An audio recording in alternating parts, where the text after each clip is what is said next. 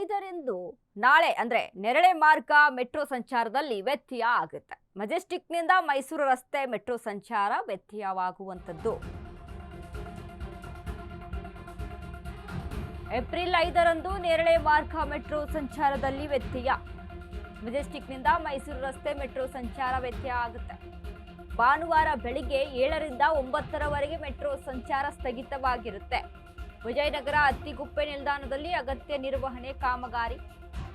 ಹಾಗಾಗಿ ಭಾನುವಾರ ಬೆಳಿಗ್ಗೆ 2 ಗಂಟೆಗಳ ಕಾಲ ಸಂಚಾರ ಸ್ಥಗಿತವಾಗಿರುತ್ತೆ. ಇನ್ನುಳಿದಂತಹ ನಿಲ್ದಾಣಗಳಲ್ಲಿ ಎಂದಿನಂತೆ ನಮ್ಮ ಮೆಟ್ರೋ ಸಂಚಾರ ನಡೆಸುತ್ತೆ.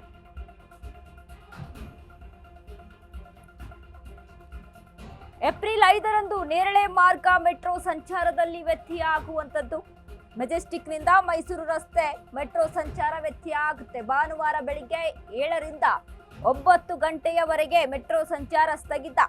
ವಿಜಯನಗರ ಅತ್ತಿಗುಪ್ಪೆ ನಿಲ್ದಾಣದಲ್ಲಿ ನಿರ್ವಹಣೆ ಕಾಮಗಾರಿ ನಡೀತಾ ಇದೆ.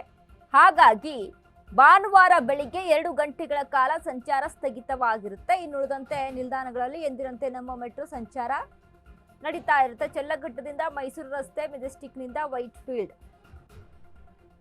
ಚಲಿಸುವಂತಹ ಮಾರ್ಗದಲ್ಲಿ